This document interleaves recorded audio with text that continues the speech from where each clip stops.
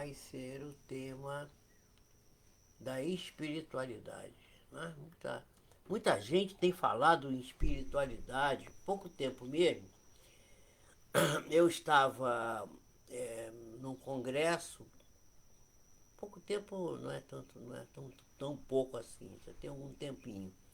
Final do início, meados de 2019, nós estávamos num congresso aqui em Juiz de Fora, né, na Universidade Federal de Juiz de Fora, e o tema que foi tratado lá era a espiritualidade. Né? E a gente estava trabalhando esse tema durante todo esse congresso, inclusive com alguns palestrantes que vieram do exterior para nos brindar com a sua cooperação, com o seu trabalho, uma coisa fantástica, muito meritória, foi muito interessante. E no ano de 2020 eu fiz um trabalho em que eu tinha que fazer uma palestra e eu fui pesquisar no YouTube, né, procurando, aliás, no Google, né, fui no Google para ver quantas referências havia tratando do tema espiritualidade. E eu fiquei impressionado, porque, gente, era muita coisa. Eu encontrei 28, não, 38 milhões de referências tratando da palavra espiritualidade. Vocês vejam que isso é um número bastante importante, bastante grande. E um tema que se fala muito, mas a ideia exata é perguntar, não é? Como é que a gente vai falar de espiritualidade numa sociedade que não se aceita o espírito?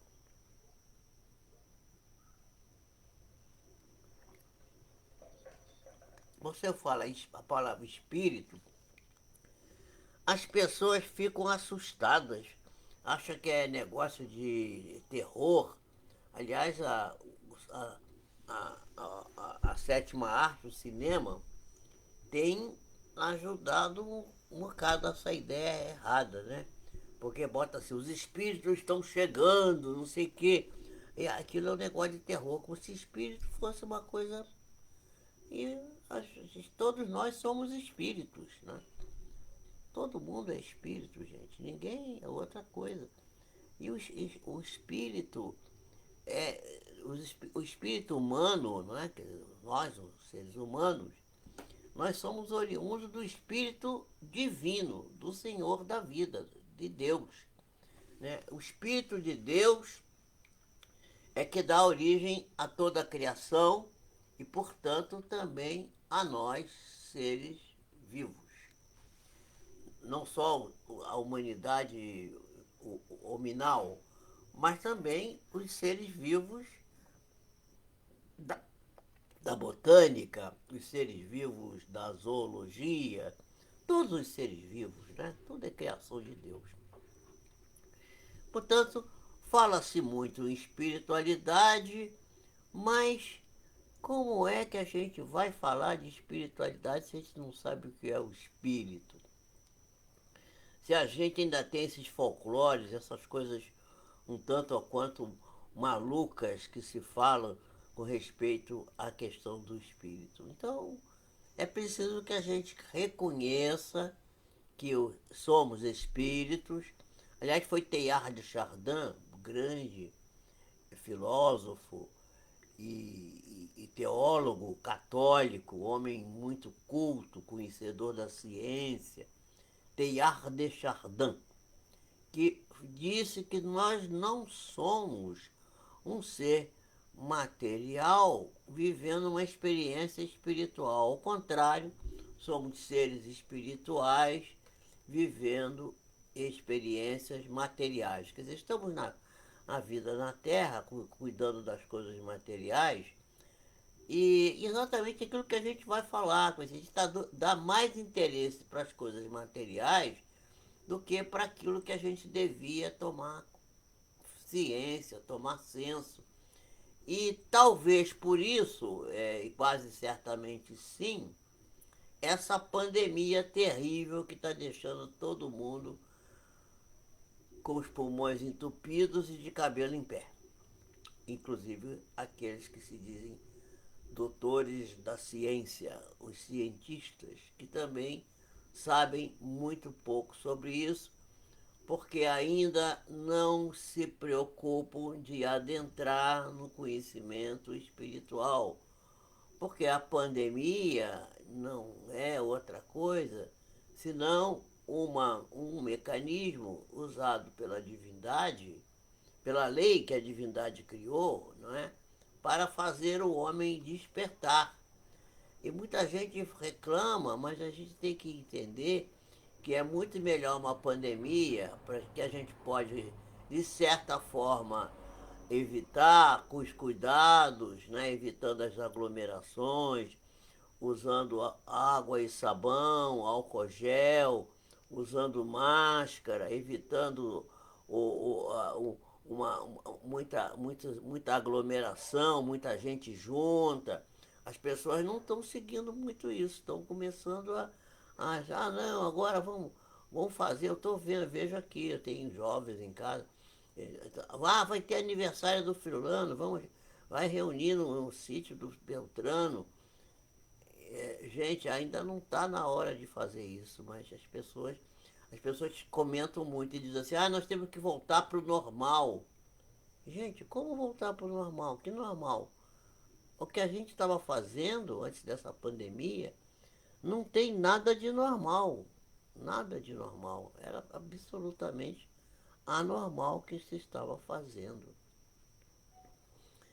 Então, vamos tentar ver o que é que diz o Livro dos Espíritos. O Livro dos Espíritos, na pergunta 88, você sabe que o Livro dos Espíritos foi escrito por um insigne professor francês, discípulo do grande mestre da pedagogia, Pestalozzi, e ele se chamou Léon Denisard Hippolyte Rivail, ou Hippolyte Léon Denisard Rivail.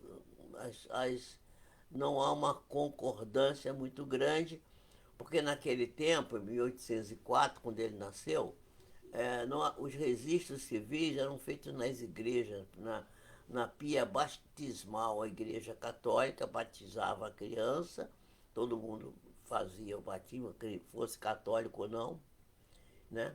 A maioria era católica, fazia. E aí, nesse batismo, dava-se uma certidão de batizado, que era a certidão valia pela certidão de nascimento. Mas depois ele teve uma certidão de nascimento e ficou essa dúvida se era Leon Hippolyte Denisard Rivail ou se era Leon Hippolyte ou se era Leon Hippolyte, se era Leon Denisard Hippolyte. Né? Então ficou essa dúvida. Mas isso não é importante. O importante é que o nome da família, Rivail, mas ele acabou sendo mais conhecido pelo nome espiritual que ele vai buscar de uma encarnação passada, que é um nome que vem da antiguidade celta, chamado Allan Kardec. Inclusive lá em Père Lachaise, em Paris, no cemitério onde foram colocados seus despojos físicos, né? Porque ele não está lá, ninguém está no cemitério. Ali são colocados despojos, como se ele tivesse uma roupa velha que a gente gostava muito, a gente coloca num lugar e homenageia aquela roupa ali. Então ali estão os dejetos, os despojos do senhor Allan Kardec. É um túmulo celta bonito, todo de pedra, muito enfeitado. Talvez seja o túmulo mais, mais bonito de todo aquele cemitério. Ele tem túmulos lindíssimos lá. Lá está o túmulo de Chopin, né? O túmulo de vários vultos da história, filósofos, não é? Cientistas. os seus despojos estão nesse cemitério lindíssimo. É até um passeio turístico lá em Paris. A gente ir ao cemitério de Père-Lachaise, recebe-se uma carta explicando onde é o túmulo do fulano, do Beltrano. Lá tem a Simone de Beauvoir e o seu marido, que eram os filósofos existencialistas, e uma porção de outras criaturas que lá também foram colocados seus despojos. Os despojos de Allan Kardec, inicialmente, não foram colocados nesse cemitério. Foi no cemitério de Montmartre, né? No bairro de Montmartre. Mas depois foi levado para o Père-Lachaise. Tem, inclusive, várias linhas de metrô que chegam lá. É muito interessante. Mas, no livro que ele publicou, chamado Livro dos Espíritos, que é o livro básico da doutrina espírita, na pergunta 88, esse sábio, esse homem inteligentíssimo, né, ele pergunta assim, os espíritos têm uma forma determinada, limitada e constante? Quer dizer, ele queria saber como é que é o espírito. O espírito é como? Aí os espíritos que responderam, que são os espíritos, são os guias da humanidade, eles vão dizer assim, aos vossos olhos, não. Eles não têm forma determinada, não tem, né?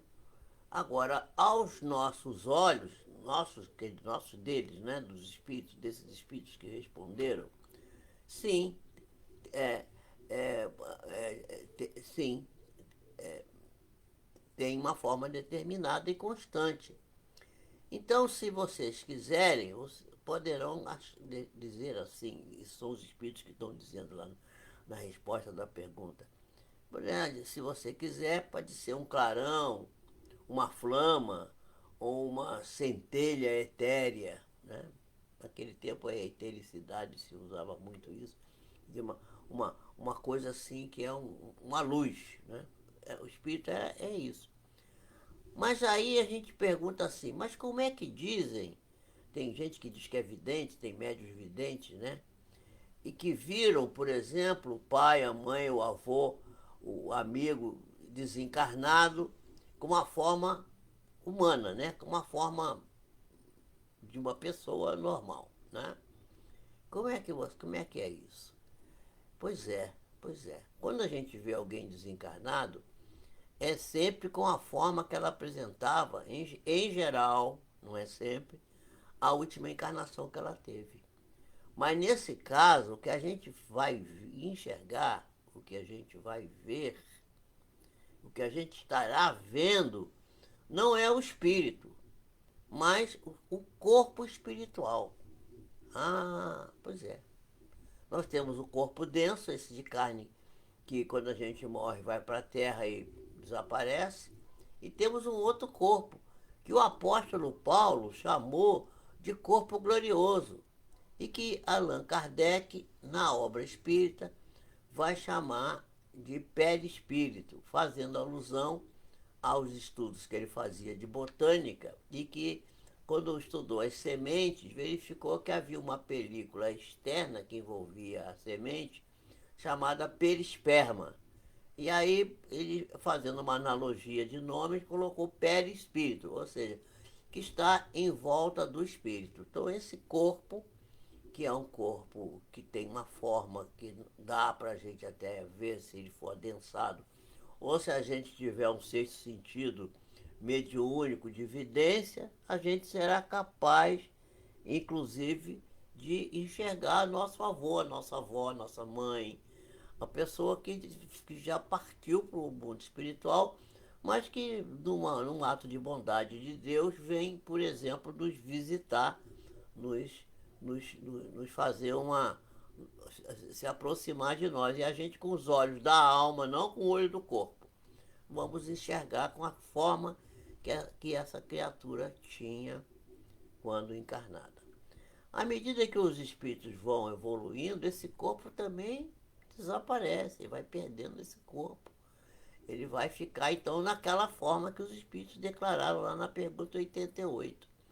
Quer dizer, um clarão, uma luz, o espírito é uma luz, é um clarão. Então, essa é a ideia, né? Então, o corpo glorioso que o apóstolo Paulo falou, porque muita gente diz assim, isso não está na Bíblia. Está na Bíblia sim, gente, está lá. Paulo de Tarso vai dizer que existe o corpo corruptível, que é o corpo de carne, e existe o corpo incorruptível, que é o corpo espiritual, ou corpo glorioso, como ele também assim o chamou. Bom, como a gente já aprendeu, né? Isso é uma coisa que a gente aprende o tempo inteiro, né?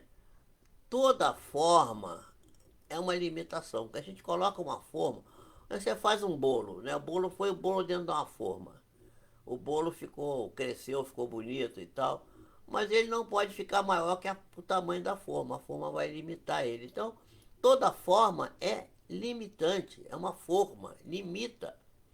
E toda limitação, meus amigos, do ponto de vista da espiritualidade, é um sinal de inferioridade. Daí concluirmos que nós somos seres ainda muito inferiores, porque ainda dependemos da forma. Não é? Então, definindo aquilo que não é definível, que é Deus, né?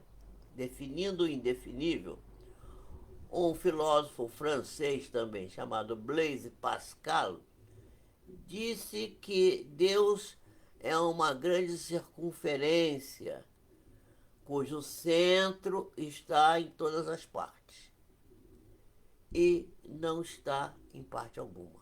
Quer dizer, Blaise Pascal tentou dar a Deus uma forma, mas como um homem muito inteligente, um grande filósofo, ele deu uma definição bonita. Por exemplo, Deus é uma circunferência cujo centro está em todas as partes e não está em parte alguma, que Deus está em tudo. Né? E os espíritos, sendo o espírito, nós, os espíritos, sendo criaturas geradas do psiquismo divino, nascidos de Deus, né? Essas criaturas, nós, os espíritos, transcendemos toda e qualquer concepção de forma. O espírito, na realidade, sem o corpo espiritual, sem o corpo glorioso, pode ser tudo e pode não ser nada. Depende do ponto de vista pelo qual estamos avaliando essa questão. Né? Então, elas sendo criaturas de, de Deus, elas transcendem de qualquer concepção de forma. É tudo ou nada, gente. E na essência, o espírito há de ter algo que o distinga um dos outros. Os espíritos são diferentes uns dos outros. Assim como os homens se distinguem entre si uns dos outros. A gente sabe que a gente pode distinguir as pessoas pelo gênero, pela cor da pele, pela etnia, né? Pela voz, pelo jeito, um é alto, outro é baixo, outro não tem cabelo, outro não tem. Tem várias características que são características, digamos, físicas e que nós avaliamos com a nossa limitação dos nossos sentidos ainda muito pobres, né? O paladar, o tato, o olfato, né? Todos esses sentidos que temos, visão e audição. Então, a gente pode dizer que, que os espíritos transcendendo a concepção de forma, é tudo ou nada, já falei isso, né? E ele há de ter alguma coisa que distinga como os homens se distinguem uns dos outros, não é?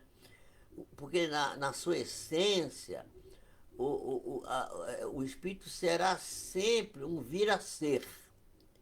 Ele não chega a ter a sua definição completamente, porque transcende do que é e daquilo que virá a ser conhecido. O que a gente está querendo dizer com isso, com essas palavras um pouco complicadas? A gente está querendo dizer que a gente não sabe muito bem o que vem a ser o espírito E aí é onde que vai terminar o processo de evolução, porque é um processo infindável, que tem um começo, nascemos simples e ignorantes, sem conhecimento, sem nenhuma capacidade de compreensão de nada, acabamos descobrindo a inteligência, desenvolvemos essa inteligência, descobrimos a capacidade de discernir o bem do mal e caminhamos nesse sentido até um ponto que a gente não sabe e acredita a si mesmo que talvez a gente tenha, vai se transformar em alguma outra coisa. Há, há declarações de espíritos guias, de benfeitores espirituais, de que a próxima etapa da humanidade, quando nós adquirirmos a condição de humanos, que ainda estamos tentando adquirir, que ainda não conseguimos, estamos lutando para sermos primeiramente humanos, que enquanto tiver gente morrendo de fome, a gente não pode se considerar como humano, né? A gente vai, ao próximo passo será a angelitude. Vamos todos virar anjos do Senhor, né? Então, a angelitude é o próximo passo. E depois tem um processo evolutivo longuíssimo entre os anjos, depois tem alguma outra coisa, talvez um arcanjo, sei lá, vai. A evolução é infinita, né? Vamos sempre evoluir e crescer. Os espíritos evoluídos, aqueles que nós chamamos de espíritos superiores, eles não são escravos da forma. Eles dominam a forma, enquanto nós, que somos inferiores, somos dominados pela forma. Tudo para a gente tem que ter uma forma. Senão a gente não consegue compreender. A gente não tem um pensamento abstrato, a capacidade de abstrair e entender alguma coisa que não tenha forma. Né? Então, esses espíritos superiores são, na descrição daqueles que já puderam conviver com eles, um foco de luz pulsante, que se irradia como fosse um sol, e se irradiando, vai atingindo todas as coisas, sem que nenhum de nós possa olhar de frente. Dizem que o próprio Cristo, Jesus, quando aqui esteve na Terra, que ninguém conseguia olhar-lhe nos olhos. Quer dizer, já pensou a gente ter que encarar o sol, olhar para o sol, certo? Com a vista desarmada? Como é que a gente pode encarar o sol e ver a forma do sol? Só quando tem eclipse, aí a gente consegue, mas fora disso, a coroa solar, a gente ficaria cego. E muita gente ficou cega de querer contemplar o sol no eclipse sem as proteções, sem naquele tempo se usava um filme enfumaçado, uma lente escura, bem forte, para poder ver o eclipse. Então, a luz dos espíritos muito elevados, ela cega a criatura. A gente não consegue encarar, não consegue contemplar a forma, se é que essa entidade espiritual super elevada tem forma. Eu vou dar um exemplo de um espírito elevadíssimo, né? Nós temos a rainha Isabel, que foi a rainha santa, né? Lá de Portugal, que é o espírito guia de Portugal, que é um espírito de altíssimo coturno, muito iluminado. Quem já conseguiu ter contato com a rainha Isabel, né? Tem contam até há muitas histórias sobre a rainha Isabel de Portugal. Ela era casada com o rei Dom Dinis e ela fazia muita caridade. O reinado era pobre naquele tempo, não tinha recursos. Né? Eles pagavam todo o dinheiro que entrava em Portugal e ia para a Inglaterra, e eles ficavam sem nada. Inclusive todo o ouro que eles pegaram aqui no Brasil, diamante, etc., prata, foi tudo para a Inglaterra. O português mesmo ficou praticamente sem nada. Então, a rainha, ela costumava distribuir pães para os pobres. E o rei, os vassalos, falaram assim, mas a rainha está dando as coisas do castelo, como é que a gente vamos ficar sem as coisas? É o egoísmo humano, né? E aí ela pegava maçãs, pães, botava no avental, né? Aquela roupa de portuguesa, naquele avental, e ela saía para destruir. Um dia o rei Dom Diniz saiu, né? Foi caçar, mas aquilo já foi armado, porque tinham dito para ele que ela ia sair para distribuir. E ele queria pegá-la, né? No flagrante de estar distribuindo os pães e as frutas para os pobres. E aí o rei volta e encontra a rainha, surpreende a rainha com a sua boleiazinha, seu avental cheio de alguma coisa, e diz assim, ó bela rainha, que levas? Ela aí teve uma inspiração espiritual. Ela diz assim, levo rosas. Aí ele diz assim, mas rosas em janeiro?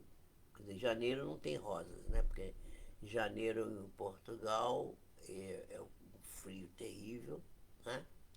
Aqui é calor, mas lá é frio e acho que não há rosa. E ele diz assim, deixa-me ver.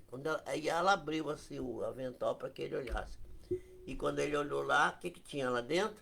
Rosas. Então o chamado Milagre das Rosas tem até uma poesia muito bonita de um poeta português, eu não me lembro agora o nome dele, eu acho que era. Não vou lembrar agora, mas que se chama O Milagre das Rosas. Né?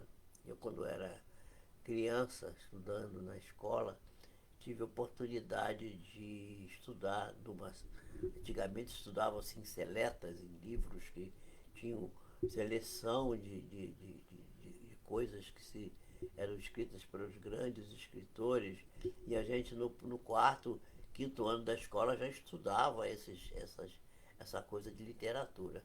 Era muito interessante e muito cultural. Eu achava que aquilo era muito bom. Infelizmente parece que hoje não tem tanto mais isso, né? Mas tudo bem. Tudo diz que o mundo mudou muito. Não sei se mudou para melhor ou para pior. Tem hora que eu acho que é para melhor, tem hora que eu acho que é para pior, sei lá. Bom, então, essa rainha, a Rainha Isabel, ela é um espírito que, num congresso que eu assisti no ano 2000 em Portugal, ela era a patrona desse congresso. E ela foi vista por médiuns videntes presente no congresso.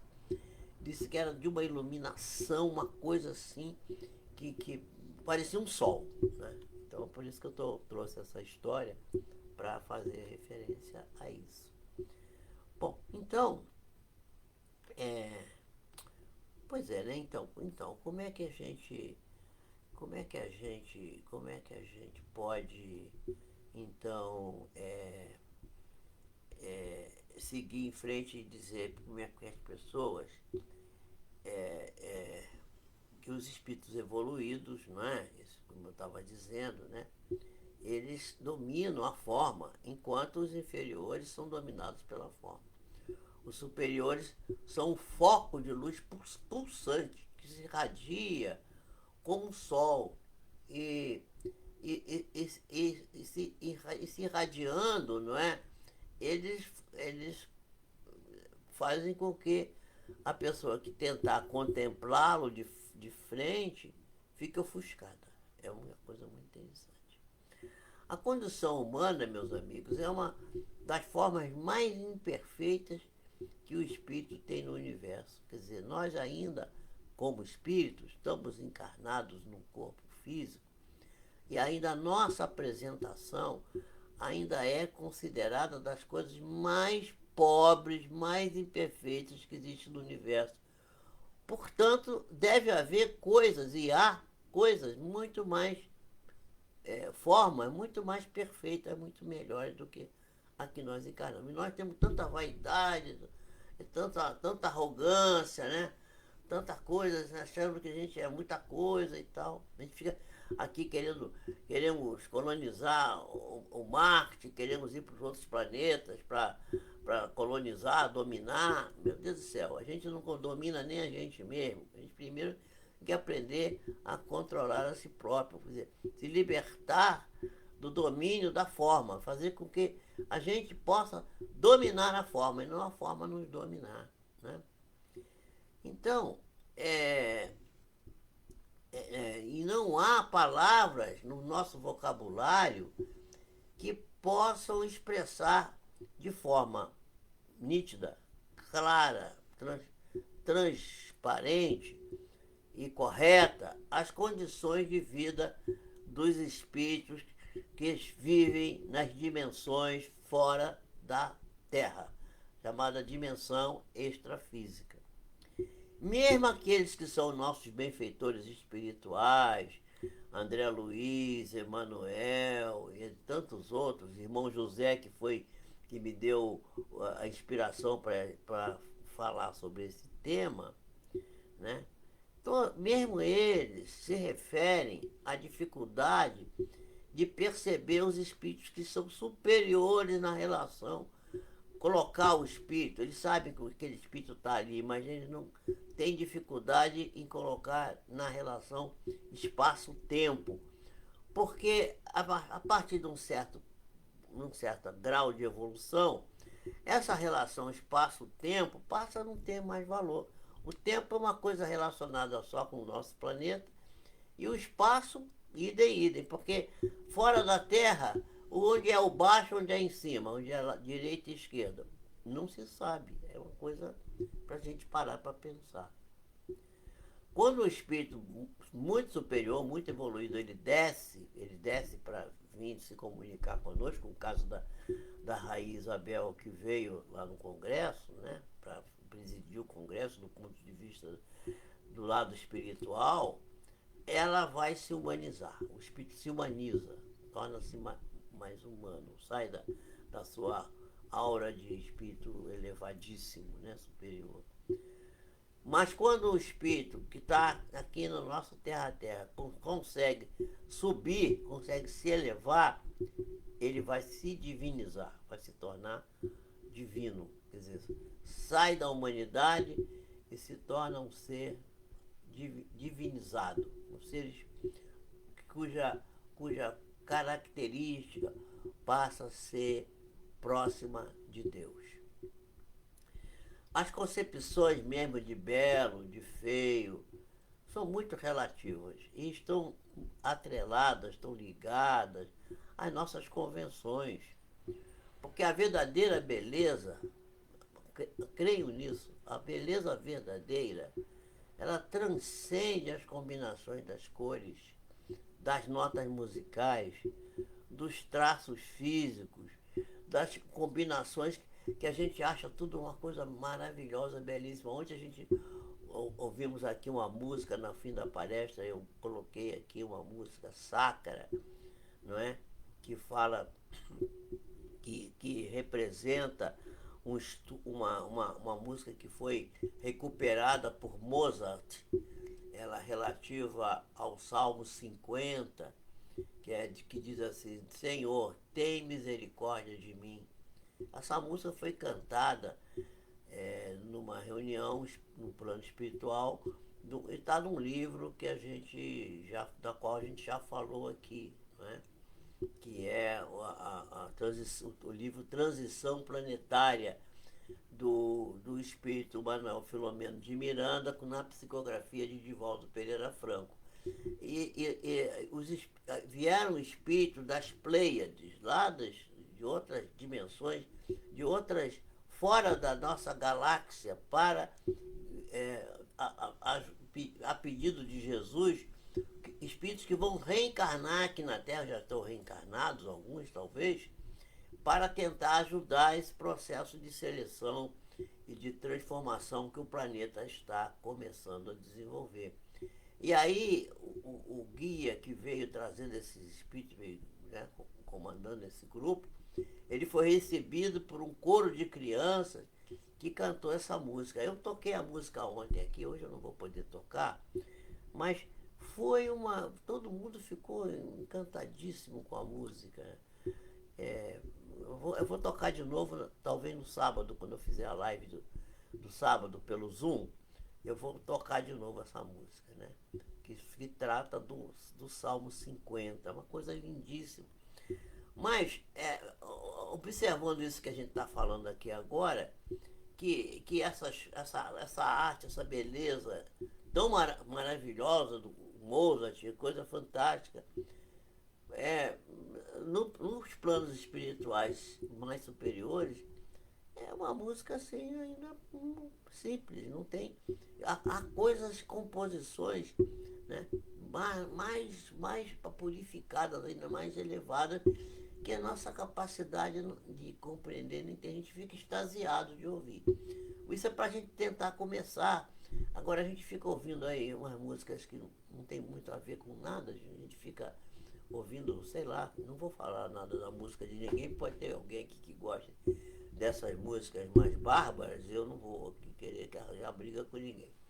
Mas a gente começa a ouvir música clássica, música sacra e tal, música elevada, as pessoas assim, mas que coisa chata, que coisa. Quer dizer, o que demonstra o grau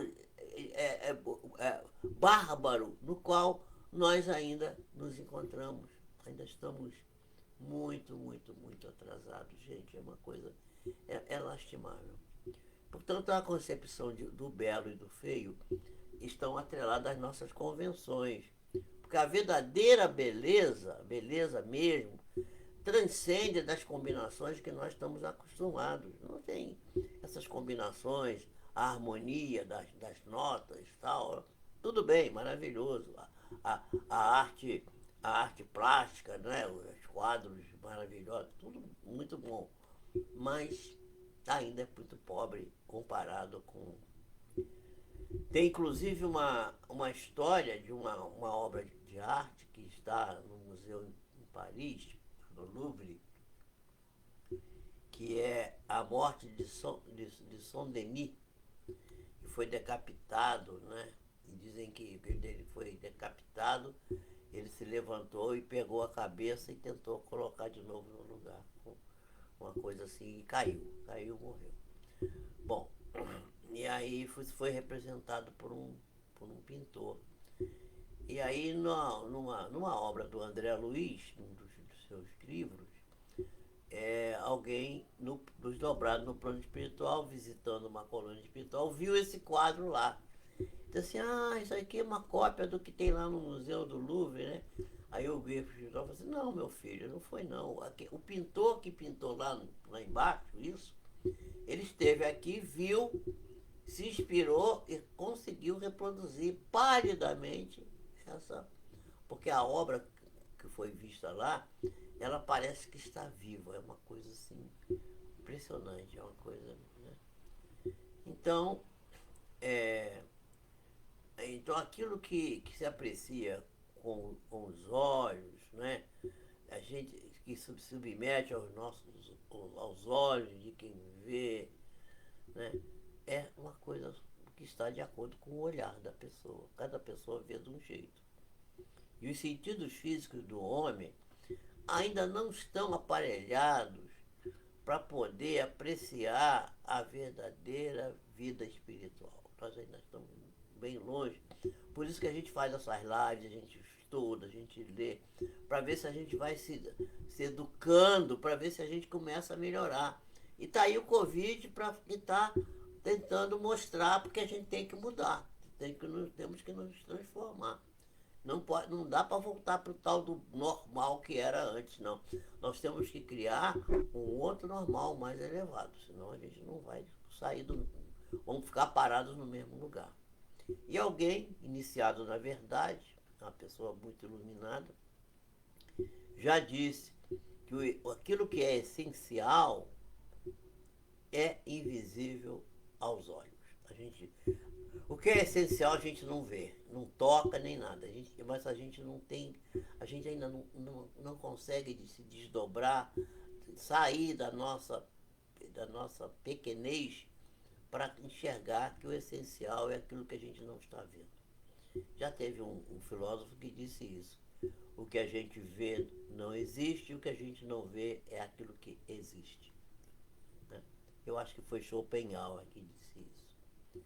Tudo na vida, tudo na questão espiritual, é inteligência e é sentimento.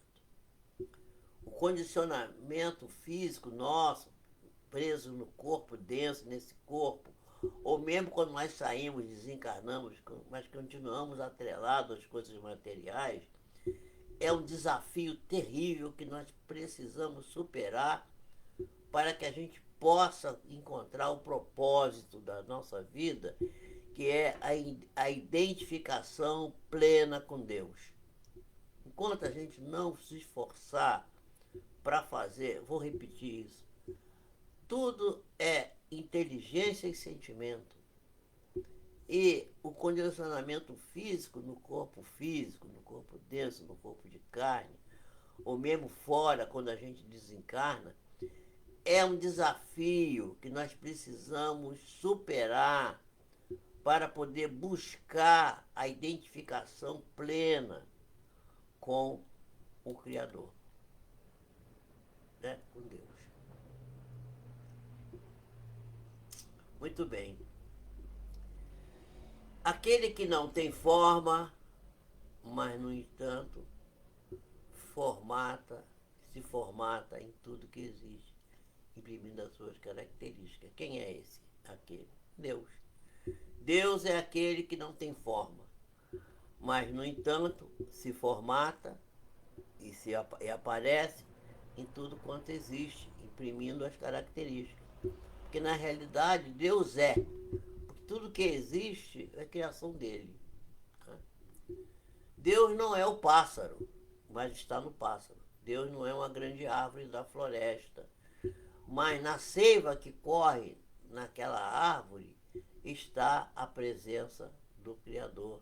Tanto é que os espíritos nobres que fazem as terapias das criaturas retiram das seivas das árvores essências naturais, óleos essenciais que servem para tratar as criaturas, para medicar.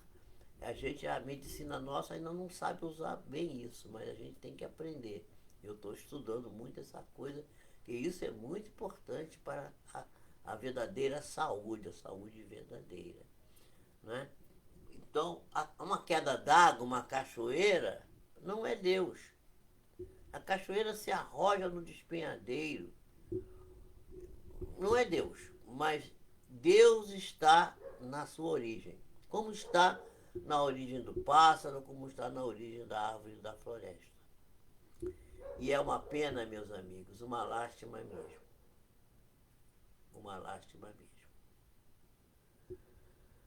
Que a maioria das criaturas se vejam na forma. Nessa forma física, que vai ter uma hora que vai desaparecer. E a gente ainda fica se fixando nessa forma. E é de lamentar-se que o espelho ainda seja uma referência para o homem. A pessoa se olha no espelho e se vê e acha que é aquilo que está ali, né? O espelho ainda é o maior ponto de referência no qual a criatura vê a si mesmo, na forma ilusória, uma forma ilusória, que veste a sua individualidade. O que é a individualidade? O espírito. Mas veste essa individualidade provisoriamente, por um tempo muito curto, estando a serviço daquilo que representamos hoje, né? A gente está fulano, beltrano, ciclano, o nome da gente. Isso é personalidade. E é por um curto lapso de tempo, porque daqui a pouco vamos sair daqui e tudo isso fica para trás, é só uma experiência. É como se ele tivesse frequentado uma universidade, assistiu uma aula, pegou o diploma e saiu, ou não conseguiu, foi reprovado, também pode ser, né? Então, a gente tem essa ideia, precisamos nos libertar disso. Quando nós atingimos a nossa independência das injunções materiais, que nos escravizam e que cultivamos, né, de maneira acendrada, com muita pertinácia, e desenvolvermos os valores internos, desapegando-nos dos desejos e da cobiça, que são as duas coisas que nos fazem ficar agarrado aqui na Terra, cobiça e desejo. Quando a gente não se libertar disso, né, a gente vai ficar preso no sofrimento, porque a cobiça e o desejo são os móveis do sofrimento humano. O sofrimento do homem geralmente surge por causa da cobiça e do desejo. Eu quero isso, porque quero, vou atrás, acaba se dando mal, se tropeçando, caindo e às vezes levando outras pessoas junto consigo. Né? Quando nós conseguirmos fazer essa transformação, né, sairmos do desejo, da cobiça, nós estaremos iniciando uma jornada gloriosa para viver como espírito. E nessa oportunidade, nós teremos conhecido aquilo que Jesus nos pregou. Conhecereis a verdade e a verdade vos libertará. Porque nós estaremos conhecendo o que seja a verdade, o espírito, a vida espiritual. E aí nós estaremos preparados para sermos livres. A liberdade virá ipso facto, em sequência, quando a gente conhecer a verdade. E finalmente, o irmão José, que é o Espírito com o qual me baseei para fazer essa apresentação de hoje, ele diz que nós devemos perceber que quando a gente chegar nesse ponto evolutivo, a nossa visão do que é sagrado e do que é profano terá mudado completamente. Porque aquilo que a gente acha que é profano talvez seja sagrado.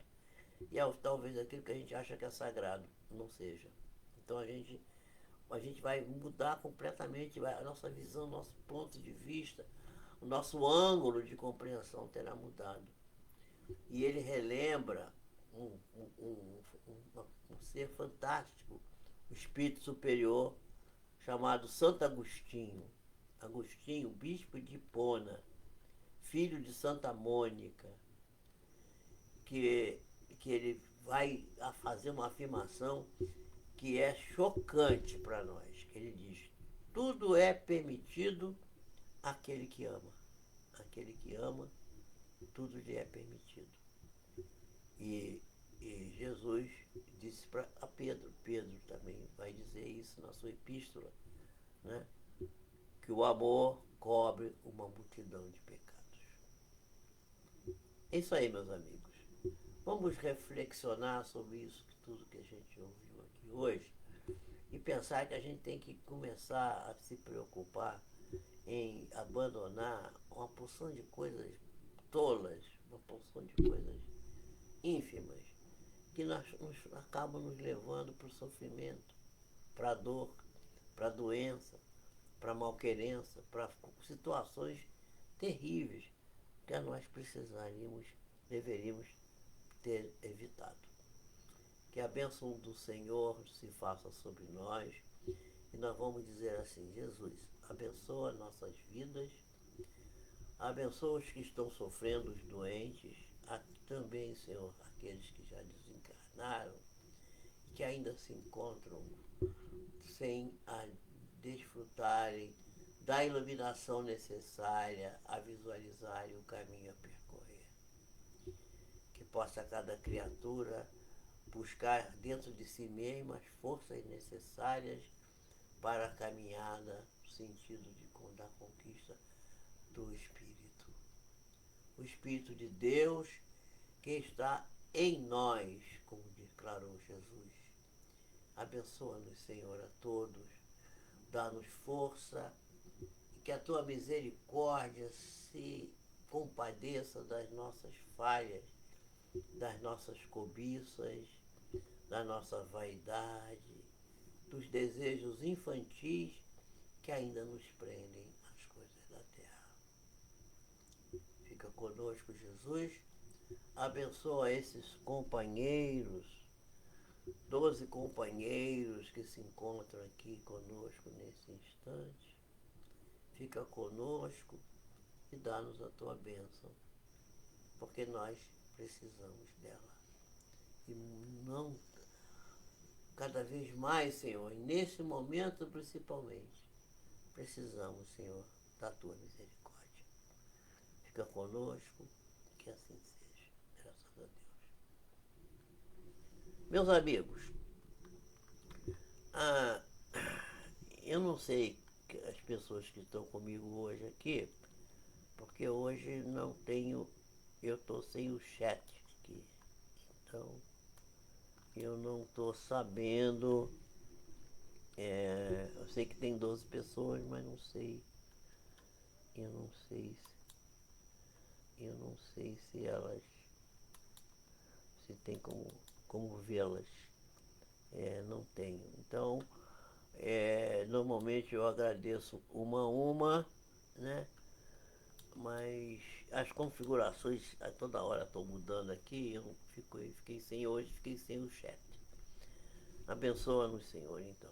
Eu agradeço a vocês por estarem aí, que Deus abençoe a todos, dê uma semana de paz, felicidade, e estaremos de novo terça-feira, que vem aqui às 19h30, e segunda-feira pelo Zoom, quem conseguir ir, no Zoom, nós estamos fazendo o estudo do livro No Rumo do Mundo de Regeneração.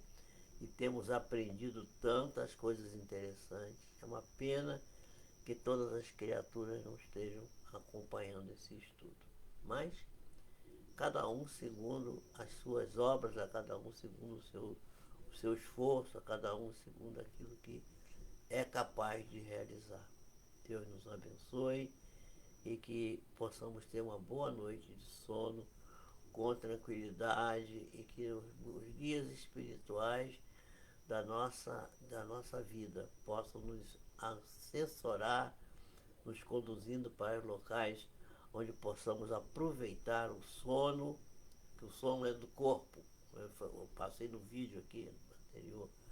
A alma não dorme, e para que nós possamos, como espíritos desdobrados do corpo, aprendermos lições, aproveitar o nosso tempo do sono, que é descanso do corpo, para avançarmos no conhecimento, na